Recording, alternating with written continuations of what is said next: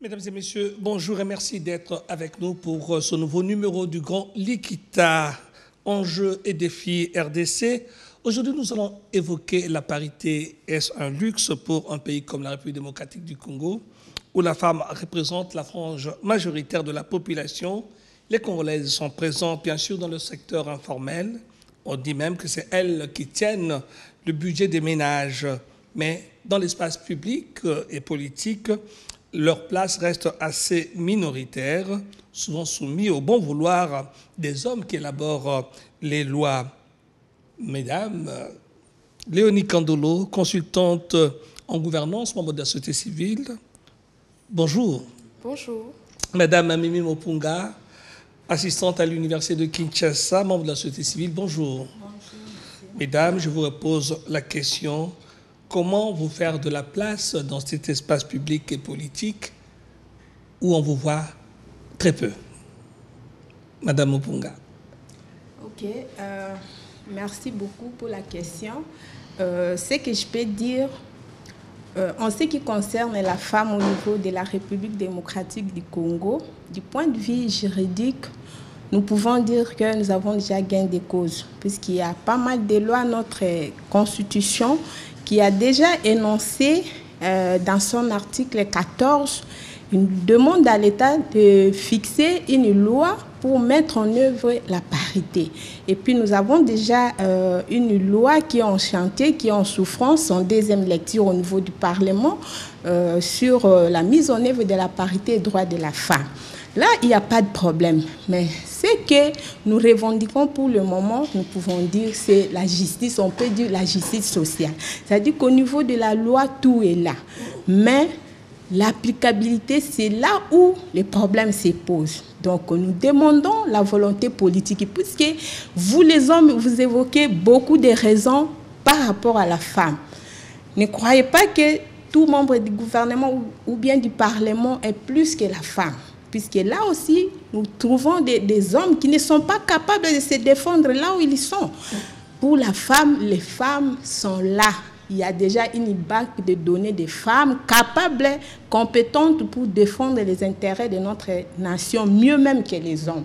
Donc, ce qu'on peut maintenant, pour le moment, revendiquer, c'est la justice sociale, qu'on puisse nous rendre nos droits. Nous avons besoin de bénéficier de nos droits. Donc, que la loi vous accorde. Oui, que la loi nous accorde et une volonté politique. C'est surtout ça le problème, la volonté politique. Puisque pour les élections, la femme est là, elle se bat, elle est candidate. Et pour les postes nominatifs, c'est là où il y a un problème. Là aussi, vous allez dire que la femme doit être combattante. Donc, point d'interrogation. Voilà. Léonie Kandolo, la femme peut faire bouger les lignes. Je pense que les femmes peuvent faire bouger les lignes parce que quand même nous allons dire qu'en RDC, les femmes que nous avons vues, des femmes faire bouger des lignes. Donc je pense que comme l'a dit ma consoeur, quelque part c'est un problème de volonté politique, c'est un problème de vision de la société.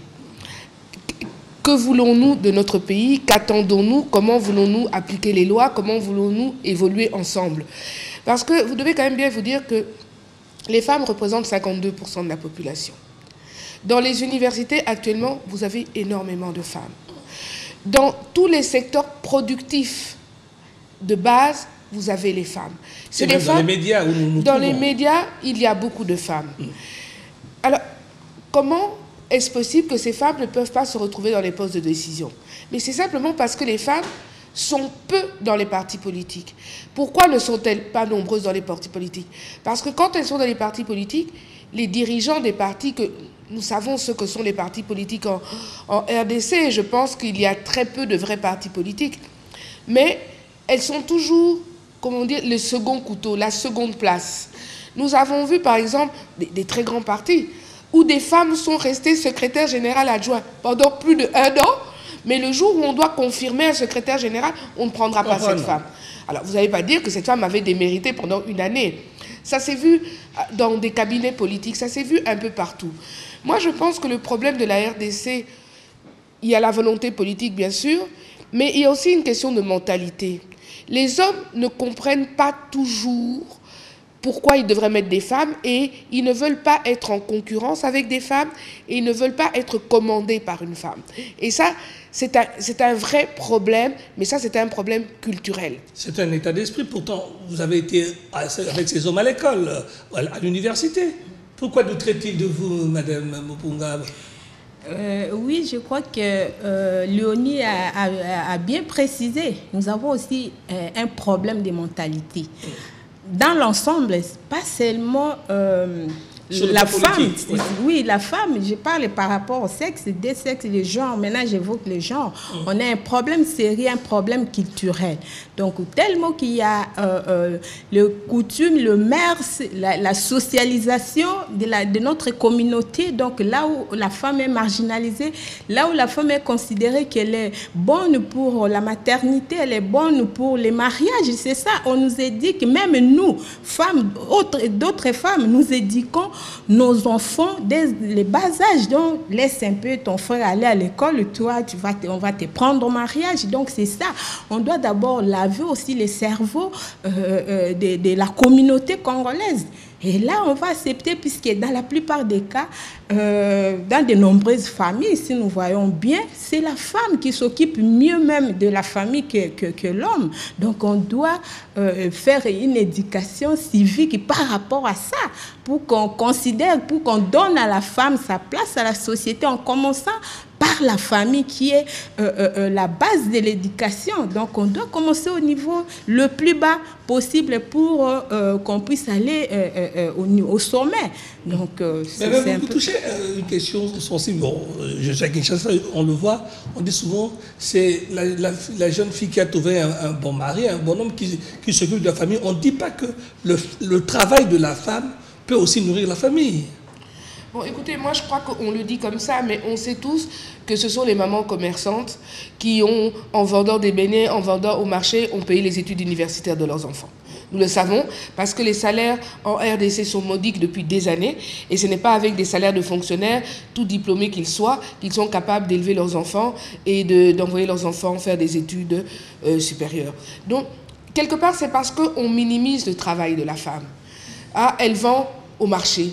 Oh, elle fait un petit commerce. Mais ce commerce, le mari étant fonctionnaire, directeur, il a un salaire de 150 000 francs.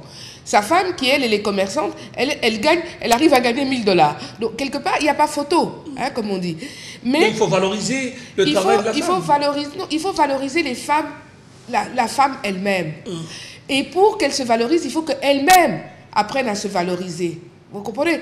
Donc, elle-même doit connaître la valeur de ce qu'elle fait. Elle doit connaître la valeur de ce qu'elle fait, et elle doit savoir se vendre ses compétences. Il y a très peu de femmes en RDC qui osent. Les rares qui osent, on dit « Oh, mais celle-là, alors pour qui elle se prend ?» Et les gens sont très étonnés. Moi, vous savez, je travaille beaucoup dans le milieu de la consultance, et bien souvent, quand j'arrive, les gens pensent que je suis étrangère, même en RDC. Parce que, ah, c'est une femme congolaise. Donc, le Congolais ne pense pas que la femme congolaise est capable. Et c'est tellement vrai. Il y a un problème de visibilité. Parce que je prends un exemple simple. Je vois souvent, il y a des prix d'excellence qui sont remis à des personnalités ici au Congo, des managers. Mais j'ai rarement vu, par exemple, une maman du marché qui vend des pagnes être mise en valeur comme ça, être récompensée. Et ça, c'est votre problème à vous, femmes, de vous battre pour qu'aussi on reconnaisse ce type de travail. Oui, mais maintenant, qui fait les prix? Quels sont les objectifs de ces prix? Et puis, la plupart des prix, on les achète. Donc, quelque part... donc, vous n'avez pas acheté ces prix-là? Voilà, moi, je ne pense pas que l'objectif, c'est ça. Un prix, ça doit être la reconnaissance de quelque chose. Moi, je me rappelle que j'ai été primée au niveau de la SADC pour un travail que j'avais fait par rapport à un travail des ONG. Avec, bien sûr, j'ai été primée, mon organisation, mais elle était dirigée par une femme. Donc, ça veut dire que les femmes font les choses et c'est des prix qu'on n'achète pas. Moi, je pense aussi, c'est que quand les hommes, dans les postes nominatifs, choisissent des femmes, ils ne choisissent jamais des femmes qui vont mettre en valeur les compétences des autres femmes. Et ça, c'est aussi un problème. Regardez, on fait des nominations. Il y a des répertoires des femmes. Je peux vous dire que vous pouvez trouver des femmes dans toutes les compétences. Que vous passez des compétences scientifiques, il y a des femmes mathématiciennes, il y a des femmes ingénieurs, il y a des femmes agronomes, il y a des femmes médecins, il y a des femmes à tous les niveaux. Mais les hommes vous diront toujours, oui, mais est-ce que les femmes ont les compétences? Alors moi je dis toujours, donnez-moi les compétences que vous cherchez, ou citez-moi les hommes que vous avez nommés, et moi je vous trouve 6 femmes à compétences égales. Et là, ils ne sont plus d'accord. Je dis, dites-nous les compétences que vous cherchez. Ou maintenant, citez-moi les hommes qui ont été nommés à n'importe quel poste, et moi je vous donne les CV des femmes à compétences égales et parfois des compétences supérieures. On peut vous les donner. On dit dans le Parlement, mais dans le Parlement est le reflet de la société. Donc ça veut dire que quelque part, la façon dont on élit nos députés pour le moment, nos députés ne sont pas élus par rapport à leurs compétences, ils sont élus par rapport à leur capacité financière de drainer les foules. Bon. Alors là, vous me direz que tous les députés qui sont assis là sont compétents? Non. Toutes les femmes députées sont compétentes? Non. Dans toutes les catégories, il y a des gens qui sont compétents et des gens qui ne le sont pas. Le problème, c'est qu'il faut mettre les gens en valeur. Et ça, c'est le travail du gouvernement. Quand on veut faire changer les choses, on procède soit par des discriminations positives, comme on le fait. On l'a fait, par exemple, en Afrique avec du Sud. Avec la loi, Mme Opunga a évoqué les différentes lois, mais qui peinent à être appliquées. Non, mais les lois chez nous ne prônent pas la discrimination positive. D'accord. Il n'est pas dit que par rapport à compétences égales, il vaut mieux choisir une femme. Mais moi, ce que je trouve très choquant de la part des hommes noirs, que sont les Africains, c'est qu'ils demandent cette discrimination quand eux sont des hommes noirs par rapport à des blancs. Oui. Mais quand ils sont des hommes noirs par rapport à des femmes noires, ils estiment que la discrimination positive n'a pas de sens. Tout le monde doit se battre pour arriver. Mais pourquoi eux ont voulu des discriminations positives quand ils étaient noirs par rapport à des blancs? Bonne question. En tout cas, Mme Mopunga, aujourd'hui aussi, on peut évoquer la capacité de dialogue des femmes. On voit souvent dans l'espace politique beaucoup de blocages quand les hommes doivent discuter entre eux, même entre politiques de l'opposition ou politiques de la majorité. Beaucoup de crispations, beaucoup de blocages. Est-ce que sur cette question d'échange, de dialogue, d'écoute, les femmes peuvent faire la différence? Oui, bien sûr. Depuis qu'on a commencé à parler, nous ne cessons pas de stéréotiser ou bien de vous dire ce que la femme est capable de faire. Je crois que comme vous avez évoqué les cas de négociation, les cas de dialogue, je peux vous citer un exemple récent, c'est-à-dire en Afrique du Sud, quand il y a un dialogue. À un certain moment, ce sont des femmes qui ont fait débloquer la situation. C'était des femmes, ils ont dit non, on ne va pas rentrer, il faut décanter la situation. Donc la femme est toujours capable, puisque la femme n'a pas les sentiments là d'égoïsme tels que les hommes. La femme est là pour mettre de l'ordre, pour chercher la paix, comme ma consoeur a dit ici. C'est la femme qui se réveille les matins, trop tôt matin, elle va aller chercher du pain, elle fait des petits commerces pour la survie de son foyer, de sa petite famille. Donc elle ne peut pas accepter à ce qu'il y ait insécurité, qu'il y ait la guerre, des conflits par-ci, par-là. Donc la femme est capable d'ailleurs. Pour le moment, ce qui se passe, si on met le femme là, vous allez voir qu'il y aura une solution, puisque la femme telle qu'elle est née biologiquement, c'est une personne non conflictuelle, c'est une personne qui aime la paix, une personne qui veut qu'elle soit à l'aise, même sa famille. Donc la femme est capable, ne vous en faites pas, la femme est capable d'amener un grand changement par rapport aux négociations, par rapport au dialogue. Donc, mais, curieusement, comme d'habitude, on ne l'écoute pas. Elle est toujours exclue des grandes décisions, des grands débats. Et pourtant, elle a cette capacité. Ce que les hommes ont peur, c'est seulement de partager l'expérience de vie, des compétences avec la femme. Vu ce qu'on a évoqué avant ici, par rapport aux us et coutumes, par rapport à nos mentalités. Donc, c'est un peu ça. Mais la femme a la capacité de mettre les gens ensemble pour trouver des solutions en ce qui concerne leur nation. Donc c'est ça. Alors finalement, la parité, c'est un défi pour la nation ou pour les hommes? Mais je crois que les hommes font partie de la nation. Donc c'est un défi. Oui. C'est un défi pour la nation, mais c'est un défi pour les hommes, parce que c'est les hommes qui dirigent cette nation en grande majorité. Quand vous voyez l'espace, le gouvernement, etc., dans tous ces espaces de prise de pouvoir, de prise de décision, vous avez rarement 20% de femmes. Même 10%, c'est rare. Mais moi, je voudrais revenir sur une chose. C'est que quand on veut développer un pays, quand on veut développer même une communauté, Younous, qui est un des grands fondateurs, qui a créé le microcrédit, a toujours dit, si vous voulez développer une communauté, prêtez de l'argent aux femmes. Ne le prêtez jamais aux hommes. Younous est un professeur d'université reconnu. Il a mis en place des systèmes reconnus. Et je ne pense pas que ce qu'il dit, il le dit en vain. Et on l'a vu parce que, regardez les pays où il y a une majorité de femmes dans les instances de prise de décision. Comme par exemple les pays du nord de l'Europe. Vous verrez que les pays scandinaves. Vous verrez que la qualité de vie est nettement supérieure.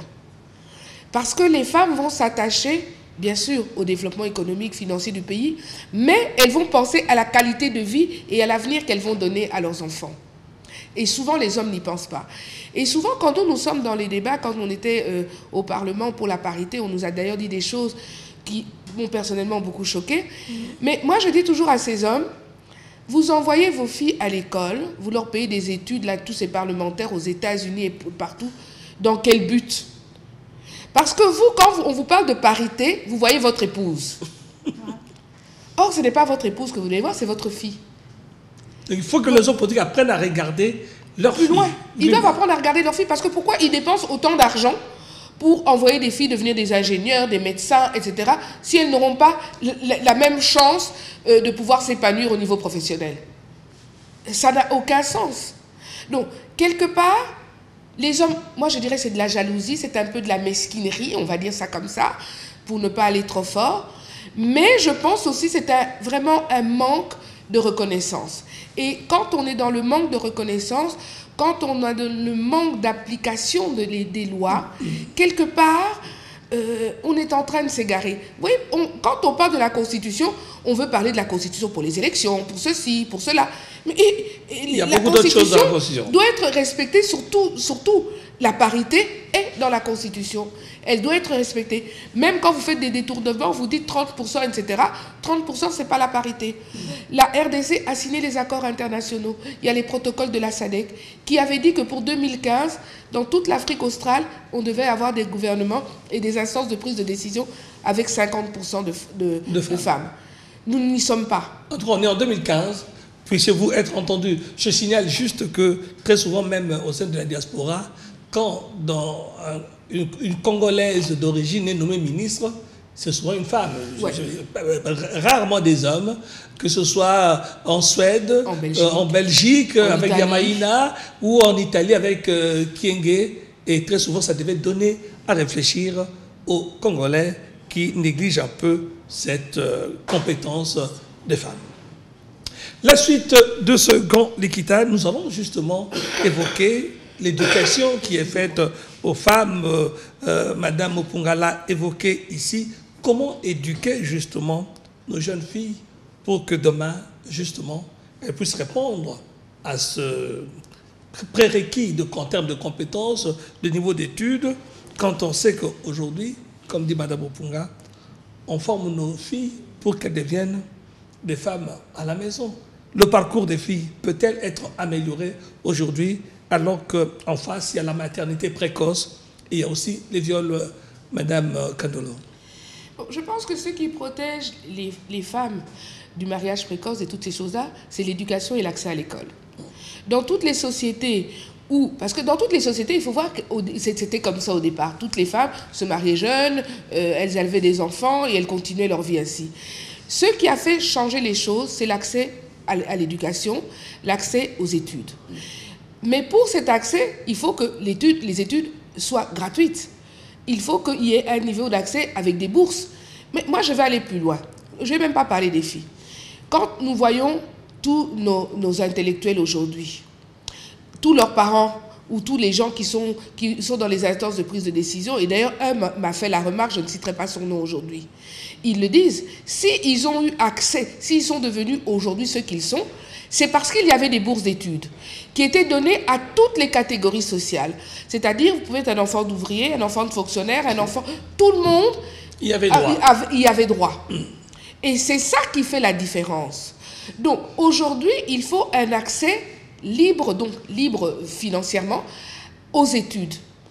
Et permettre, donc, toutes ces filles, si les parents savent que leurs filles ne doivent pas payer pour aller à l'école, est-ce que vous croyez qu'elles vont rester à la maison en sachant qu'en allant à l'école, je pourrais avoir un diplôme comme ça, je pourrais peut-être faire des études de coupe et couture, je pourrais apprendre le management et gérer mon entreprise?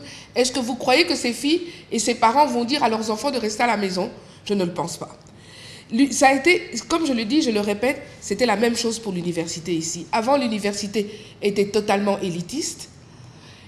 Il y a eu les bourses. C'était toujours élitiste parce que c'était ceux qui avaient les meilleurs points.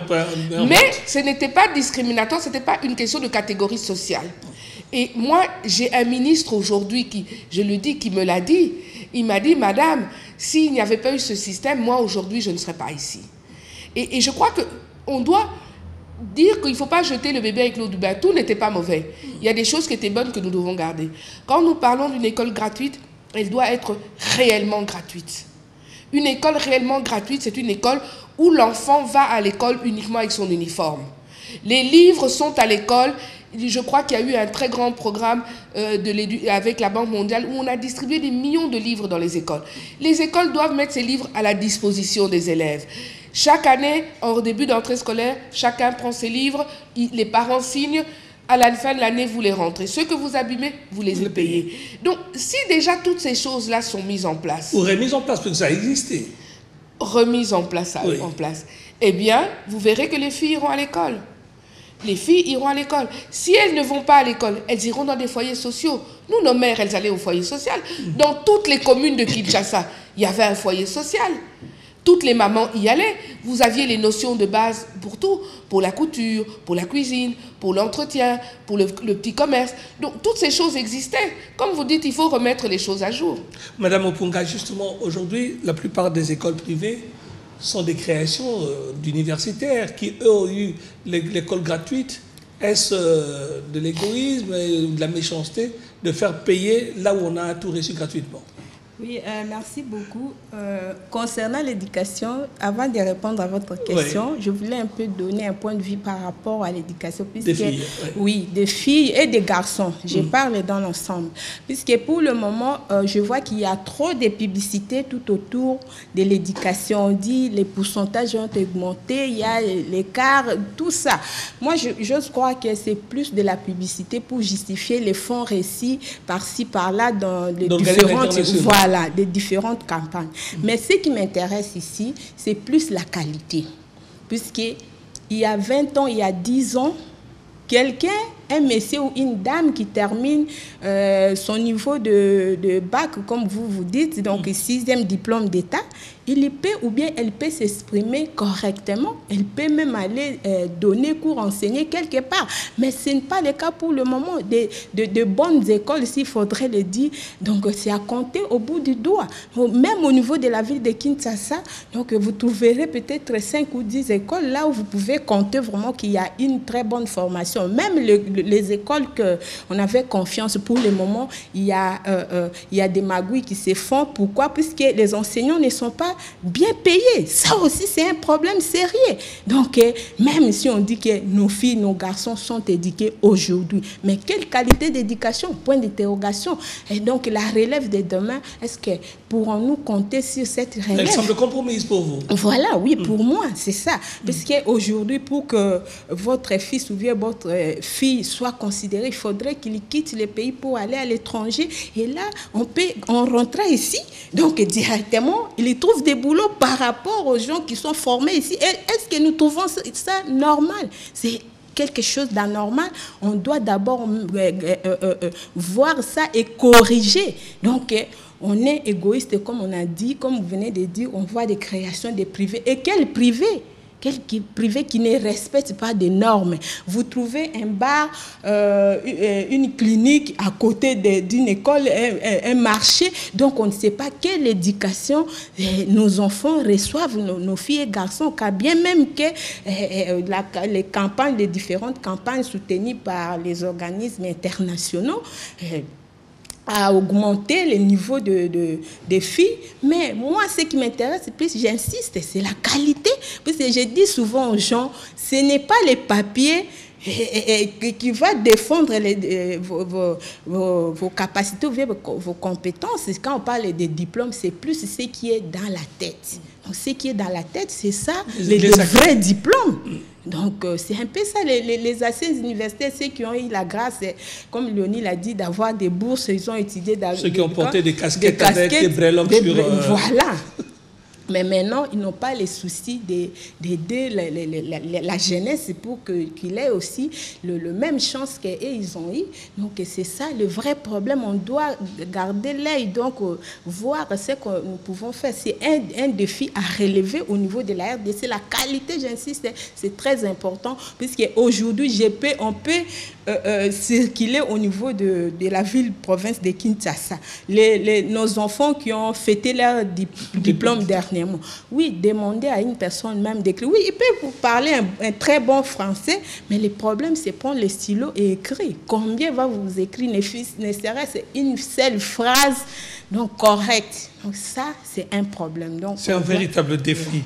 Mais justement, le défi de la femme au Congo, ces défis sont énormes. J'ai évoqué ici beaucoup, d'ailleurs, notamment Mme Thierry Valeur, qui avait à un moment fait campagne pour soutenir les actions contre les viols des femmes.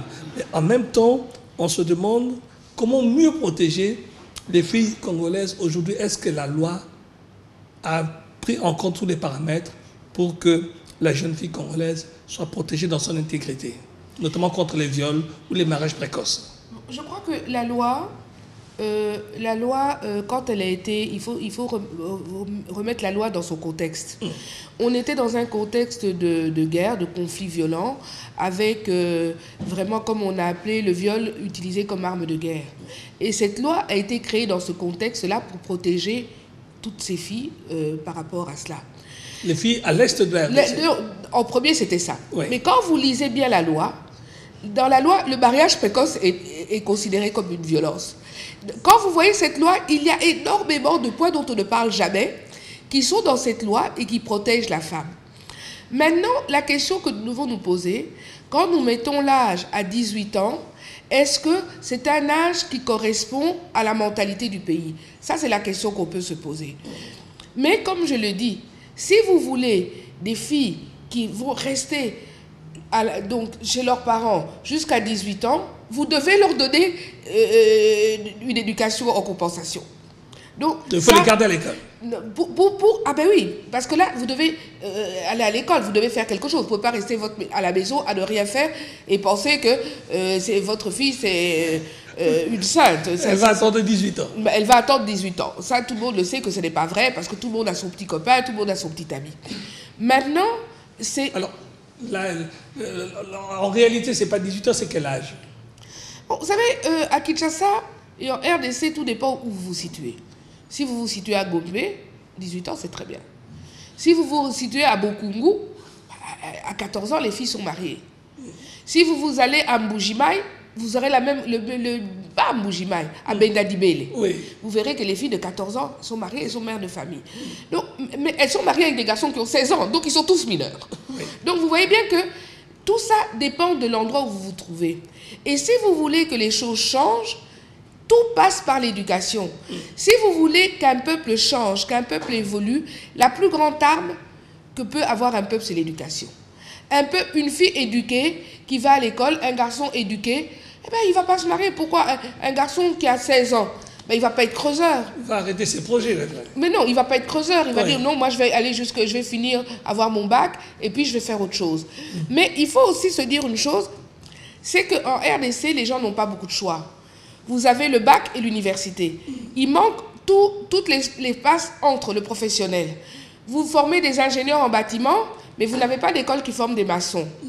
Vous formez des ingénieurs en bâtiment, en construction, mais vous n'avez pas d'école qui fait des charpentiers, qui forment des charpentiers, qui forment des carreleurs, qui forment des plombiers. Parce qu'au Congo, tout est dans la débrouille. Mais normalement, tout, c'est la formation professionnelle. Comment voulez-vous qu'un pays évolue sans classification professionnelle formée? À l'ISTA, on forme des ingénieurs. Mais les ingénieurs électriciens, ils doivent travailler avec des gens. Oui. Tout le monde ne peut pas être ingénieur électricien. Tout le monde ne va pas devenir ingénieur en bâtiment. Donc maintenant, si nous voulons que notre pays évolue correctement, il faut arriver à pallier à cela avec des vraies écoles professionnelles où on forme réellement. Quand vous voulez un très bon maçon ou un très bon carreleur, vous devez aller chercher les papas qui ont été formés en 62, qui sont dans les très vieux, écoles professionnelles. qui sont très vieux. Oui. Donc, tout le problème de la RDC, je crois, en grande partie, c'est un problème de formation. Et comme vous le relevez, Madame Mukunga, c'est qu'il faut pas seulement former les filles, mais former aussi les garçons à respecter les filles. Oui. Oui, c'est ça. Il faut. L'éducation, je l'ai dit ici, ça doit commencer au niveau de la famille. Donc, on doit apprendre à un garçon que la fille a aussi les mêmes capacités innées que toi. Donc, tu lui dois du respect. La fille n'est pas un esclave ou bien une esclave. Donc, elle a toutes les compétences possible, elle a des capacités, elle peut faire ce que toi tu fais. Donc, elle n'est pas inférieure. Donc, il faut apprendre aux petits garçons. Mais comment justement, vu tous les tabous que nous avons autour de la sexualité, comment mais c'est ça le grand problème. Si nous parlons aujourd'hui, si nous faisons des émissions, c'est pour demander aussi aux différentes communautés de cesser avec les tabous, puisque pour le moment, les tabous, la culture, la tradition, oui, c'est bien, nous devons prendre des bons exemples et on garde. Ce qu'il ne faut pas garder, il faut les élaguer, les mettre de côté. C'est ça le grand problème. Et je reviens là par rapport aux lois, puisque nos lois ici ne suivent pas notre environnement, l'évolution de la société. Donc, on fait des lois, on prend au niveau de l'Occident, on nous amène ici. Non, on doit toujours adapter. Par rapport aux lois sur la violence sexuelle, il faut adapter, puisque la loi, il ne faut pas aussi condamner toujours la justice.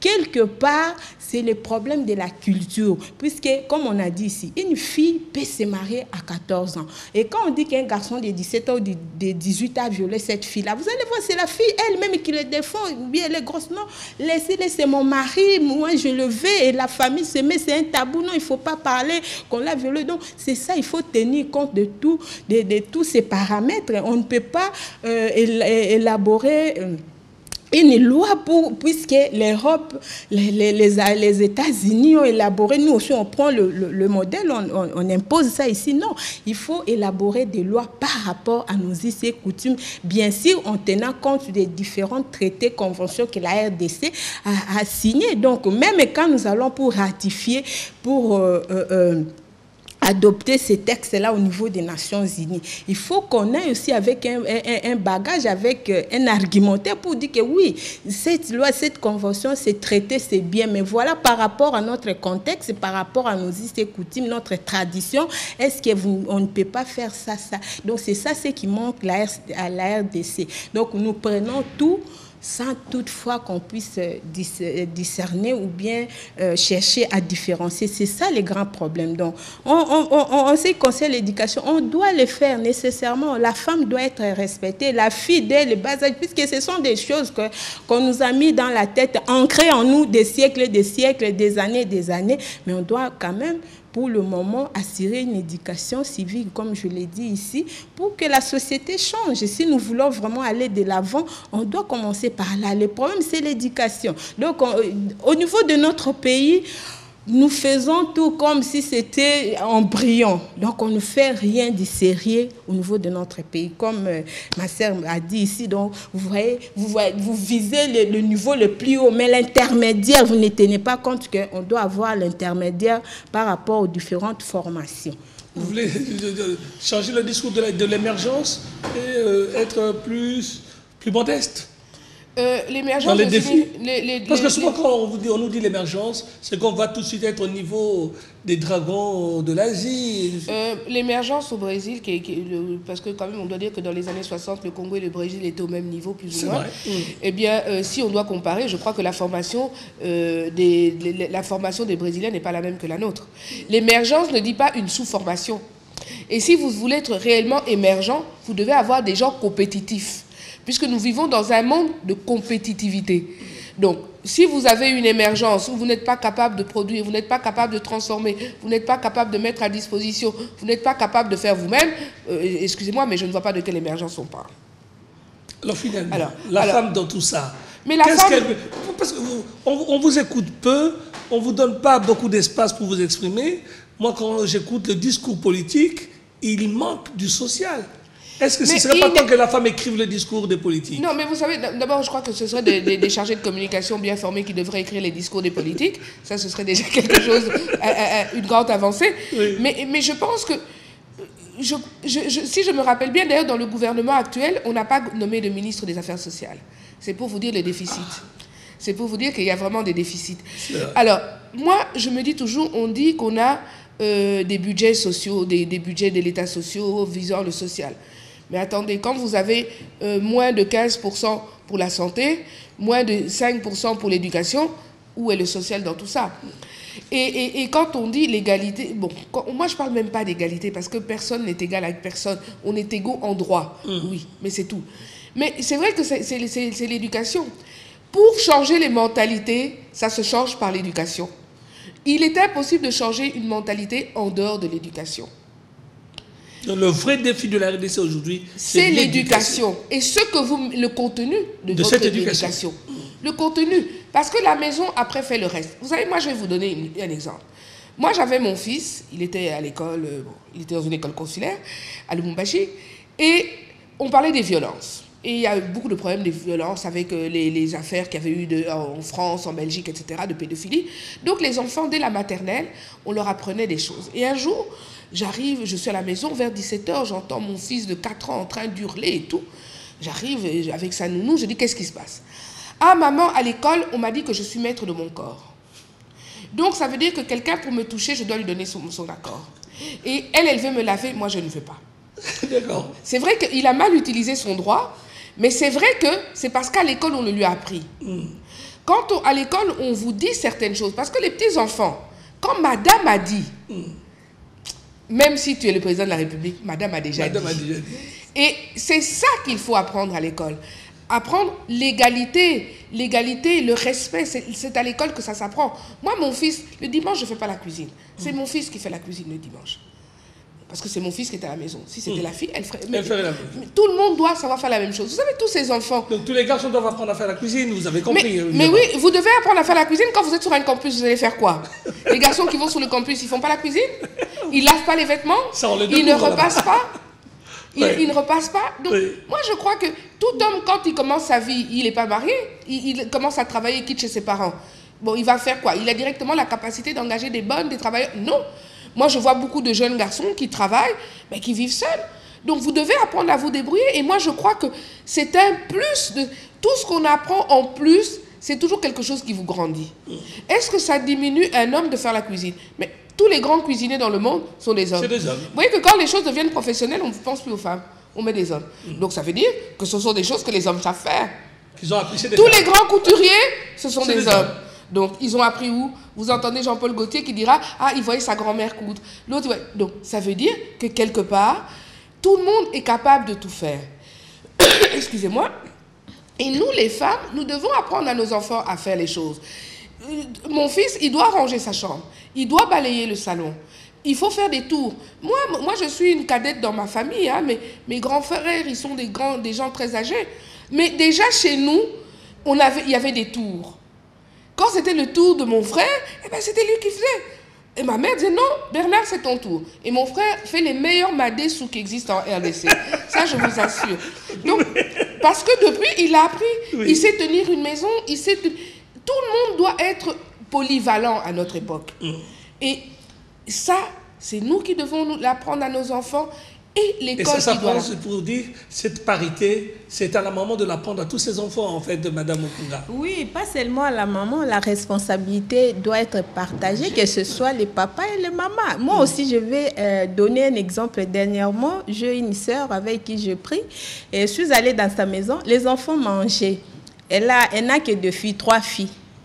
Elles ont mangé. Après avoir terminé à manger, j'ai dit, il faut débarrasser. Il ne faut pas laisser les assiettes traîner par terre, puisque vous êtes une fille. Il y a une plutôt qui a répliqué et dit, même des garçons. moi-même, ça m'a donné matière à réflexion. J'ai dit, mon Dieu, qu'est-ce que j'ai fait? J'ai gaffé. Donc, vous voyez, oui, vous voyez, je me suis une fille décise de dire, non, non, non, non. Mais ce n'est pas seulement les filles et les garçons aussi. J'ai dit oui, oui, et les garçons doivent aussi débarrasser. Donc, vous voyez, si nous inculquons déjà à bas âge les filles et les garçons qu'on doit faire le travail sur le même pied d'égalité, donc là, on va gagner quelque part. Au fur et à mesure qu'ils grandissent au niveau de la maison, on les inculque ces bonnes pratiques au niveau de l'école. Vous allez voir que 10 ans, 20 ans après, les choses vont changer. Mais si nous n'arrivons pas à corriger ces fléaux, on va... Oui, c'est un fléau. C'est un fléau. Quand on ne reconnaît pas les compétences, voilà, c'est ça. On ne va pas arrêter ça. Donc, il faudrait vraiment insister sur l'éducation, que ce soit au niveau de la base, la famille, et même au niveau des institutions reconnues par l'État.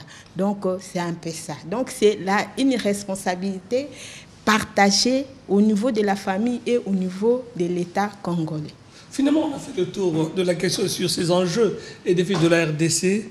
Vous vous êtes focalisé sur le social. Vous n'avez rien à reprocher à l'espace politique. Écoutez, je crois que l'émission n'était pas basée là-dessus, oui. Mais je pense que tous les maux sociaux que nous avons viennent de la politique. D'accord. Hein? Donc si on corrige à la politique, on corrigera aussi... Enfin, au social, on corrigera dans la politique. Non, non. Quand on corrigera la politique, le social sera corrigé en même temps. D'accord. Donc je crois... Je vous ai parlé du budget tout à l'heure. Oui. Pour qu'un pays se développe, il faut qu'il y ait un budget d'investissement. Nous, nos budgets sont des budgets de fonctionnement. Bah, écoutez, on ne peut pas développer un pays grand comme la RDC avec 7 milliards ou 9 milliards par an, quand le Congo-Brazza a 5 fois plus, ou l'Angola est à près de 100 milliards. Donc je pense que c'est une vision politique du pays qu'il faut avoir. Et quand on parle d'ailleurs de politique, il y a quand même une femme qui dirige un des plus grands partis ici, qui est le MLC. Hein, il faut quand même... le saluer. Il faut le saluer. En tout cas, j'espère en revenant au Congo-Kinshasa, on trouvera bien, parce que moi, je pense toujours à cette maman que j'ai connue quand j'étais encore au lycée, à l'école secondaire, qui vendait ses Thompson. Et quand je reviens 30 ans après, toutes ces filles sont des vendeuses de Thompson. Donc, elle a tellement bien managé qu'elle a même créé des succursales. Bon, alors que beaucoup d'entreprises que j'ai laissées à l'époque n'existent plus aujourd'hui. Mais c'est ça encore les défis de la RDC. Merci Léonie Kandolo, merci Mini Mopunga d'avoir été nos invités sur le Grand Likita spécial RDC. Merci. Merci de nous avoir invités.